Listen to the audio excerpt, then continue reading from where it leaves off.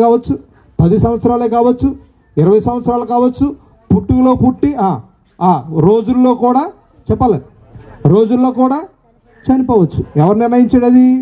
అంటే ఆయుష్ కాలాన్ని నిర్ణయించేది దేవాతి దేవుడు. అది ఎవరి చేతిలో లేదు. కాబట్టి ఎవరి నోట్లో పడిపోతానో, గోదాట్లో పడిపోతానో, రైలు కింద పడిపోతానో, కారు కింద పడిపోతానో మరణము చెప్పండి రాదు. ఎప్పుడు వస్తుంది?